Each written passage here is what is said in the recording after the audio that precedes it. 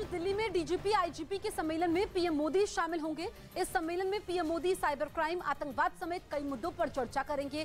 Police महानिदेशकों, police महानिरीक्षकों के अखिल भारतीय सम्मेलन में पीएम मोदी कल भी शामिल होंगे। साल 2014 से ही पीएम मोदी डीजीपी सम्मेलन में गहरी दिलचस्पी लेते रहे हैं। शुक्रवार को केंद्रीय गृह मंत्री अमित शाह ने डीजीपी आईजीपी के सालाना सम्मेलन की अध्यक्षता की थी।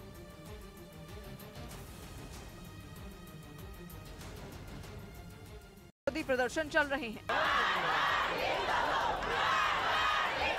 और कहा जा रहा है कि प्रदर्शनों से बौखलाए ईरान ने इसे कुचलने का जिम्मा इस्लामिक रेवोल्यूशनरी गार्ड कोर को सौंप दिया, जिसके बाद ये आरोप लगा कि प्रदर्शनकारियों से निपटने के लिए वहां जमकर बर्बरता की गई। प्रदर्शनों को खत्म करवाने के लिए IRGC ने हर हद पार कर दी। इतना ही नहीं, ईरान की सेना का हिस्सा IRGC पर दूसरे देशों में चरमपंथियों की मदद के भी आरोप लगे हैं। कहा जा रहा है कि इन्हीं वजहों से यूरोपियन यूनियन इसे आतंकी संगठन घोषित। कृषि से हर दिन, हर महीने, हर साल, इतना ही नहीं आपके रिटायरमेंट के लिए भी पैसे कमाना है, फिर देरी किस बात की। फ्रीडम ऐप को अब भी डाउनलोड कीजिए। करने की तैयारी कर रही है।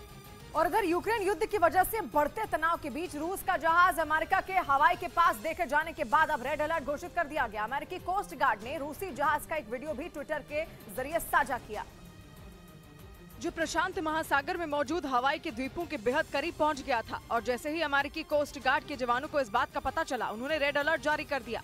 मतलब ये कि रूसी जहाज पर सभी अमेरिकी एजेंसियां अलर्ट हो गई, क्योंकि यूक्रेन पर हमले के बाद से ही अमेरिका और रूस एक दूसरे को फूटी आंख नहीं भा रहे हैं। पुतिन के लाख आंखें दिखाने के बाद भी अमेरिका जंग की शुरुआत से ही यूक्रेन का सहारा बनकर खड़ा है।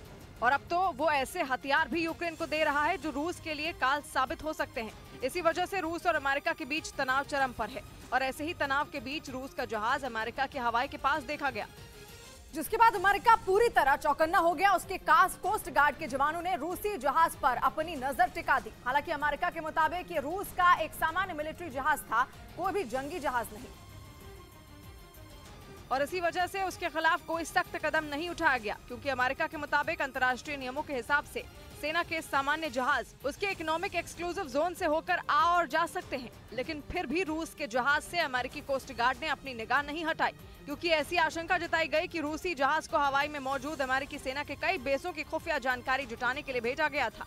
अमेरिका के हवाई में एक दो नहीं बल्कि कुल 11 मिलिट्री बेस मौजूद है। इनमें उसकी नौसेना का बेस पर्ल हार्बर शामिल है, जबकि अमेरिकी वायुसेना का बड़ा बेस हिकम भी वहीं है। इसी वजह से अमेरिका ने रूसी जहाज को हवाई के द्वीपों के पास से गुजरता देख रेड अलर्ट जारी कर दिया। इधर न्यूयॉर्क से दिल्ली आ रही फ्लाइट में महिला यात्री से बदसलूकी के मामले में एयर इंडिया पर DGCA ने 30 लाख रुपए का जुर्माना लगाया।